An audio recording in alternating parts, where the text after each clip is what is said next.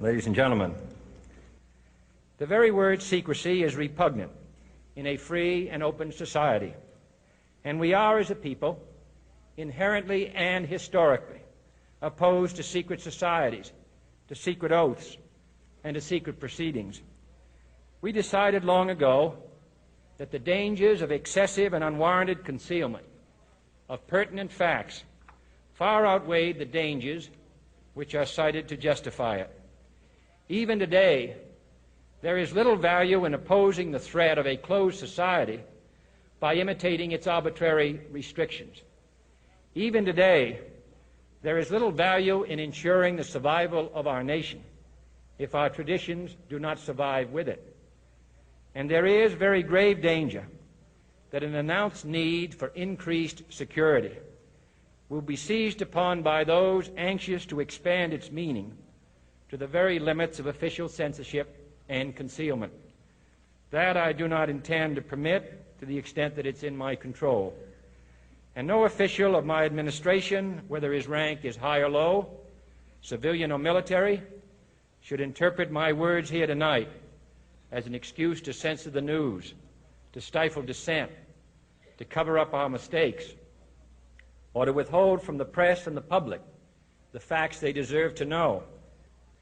For we are opposed around the world by a monolithic and ruthless conspiracy that relies primarily on covert means for expanding its sphere of influence, on infiltration instead of invasion, on subversion instead of elections, on intimidation instead of free choice, on guerrillas by night instead of armies by day. It is a system which has conscripted vast human and material resources into the building of a tightly knit, highly efficient machine that combines military, diplomatic, intelligence, economic, scientific, and political operations. Its preparations are concealed, not published. Its mistakes are buried, not headlined. Its dissenters are silenced, not praised. No expenditure is questioned, no rumor is printed, no secret is revealed. No president should fear public scrutiny of his program, for from that scrutiny comes understanding, and from that understanding comes support or opposition, and both are necessary. I am not asking your newspapers to support an administration, but I am asking your help in the tremendous task of informing and alerting the American people.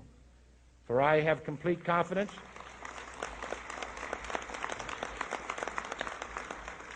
in the response and dedication of our citizens whenever they are fully informed.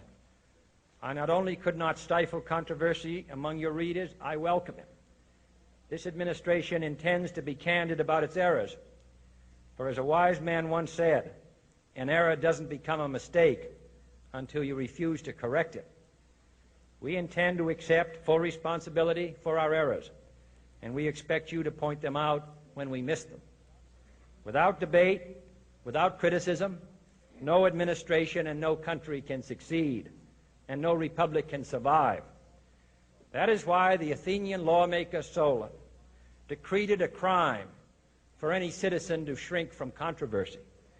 And that is why our press was protected by the First Amendment, the only business in America specifically protected by the Constitution, not primarily to amuse and entertain, not to emphasize the trivial and the sentimental, not to simply give the public what it wants, but to inform, to arouse, to reflect, to state our dangers and our opportunities, to indicate our crises and our choices, to lead, mold, educate, and sometimes even anger public opinion. This means greater coverage and analysis of international news, for it is no longer far away and foreign, but close at hand and local. It means greater attention to improved understanding of the news, as well as improved transmission. And it means, finally, that government at all levels must meet its obligation to provide you with the fullest possible information outside the narrowest limits of national security.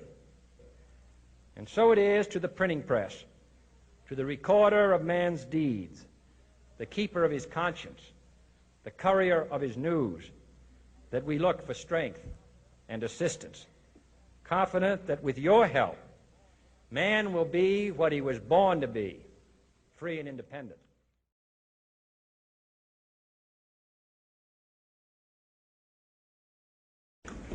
Ladies and gentlemen, the very word secrecy is repugnant in a free and open society, and we are, as a people, inherently and historically